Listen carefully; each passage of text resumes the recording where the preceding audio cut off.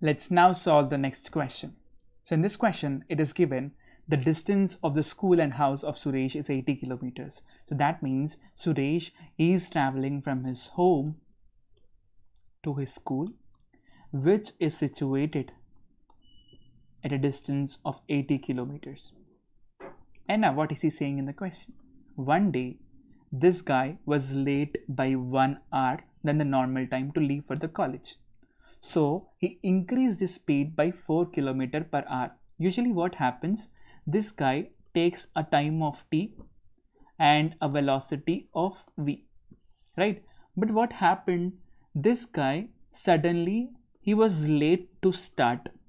As he became late by 1 hour, what he has done, he has increased the speed by 4 kilometers per hour. What is it? He increased his speed by 4 kilometers per hour, and thus he reached to college at the normal time. What is the changed speed of Suresh? So what is the new speed actually? He increased his speed to v plus 4. So that is the increased speed, right? So as speed is increased by v plus 4, obviously this guy is going to take lesser time. Why lesser time? Because he already delayed his traveling by 1 hour, but still is reaching the destination on time. So if the on time is t hours and he is already delayed by 1 hour but still reaching on time because he has increased the speed by 4 km per hour, he would reach the destination in t minus 1 hours. So this is the second case, because he increased the speed by 4 kilometers per hour, he would be reaching the destination in a lesser time, which is the delayed time that he wasted. Are you clear with this? So this is something that you need to keep in your mind. Let's quickly try to solve this question. So if this time is t2, t2 is the second time and t1 is the first time, with the first case time. What is t2 minus? So let's say you have t1 and t2, which is t1 minus t2. What is this? t1 minus t2 is nothing but t minus t minus 1. So this is t minus t plus 1. This is 1. Therefore, the difference between each of these times is going to be 1 hour. What is it? 1 hour, right? So this is 1 hour. But what is t1 here, students?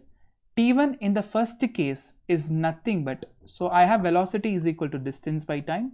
So time is nothing but distance by velocity. So I really do not know let's not extend this. What is distance? Distance is nothing but 80 kilometers. So 80 by, what is velocity? It is v in the first case, and in t2 it is 80 by, what is the velocity, students? It is v plus 4, which is equal to 1 hour. Are you clear until here? Amazing. So let's quickly solve this question now. So I have 80 into v plus 4 minus 80v by v into v plus 4 is equal to 1. Now 80v plus 320 minus 80v is equal to v square plus 4v. This gets cancelled and this gets cancelled.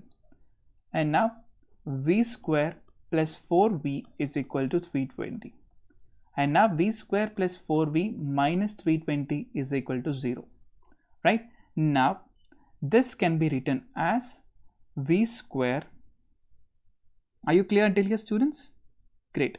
V square plus 20v minus 16v minus 320 is equal to 0, which is normal factorization.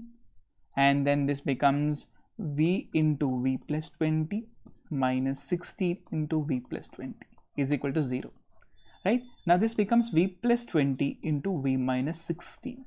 So v is 16 or minus 20. Minus 20 cannot be the answer because velocity cannot be negative.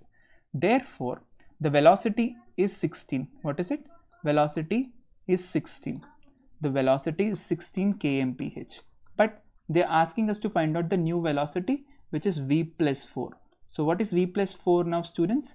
16 plus 4, which is equal to 20. So therefore, the answer to this question is 20 kmph. Are you clear? Amazing. Let's go to the next question.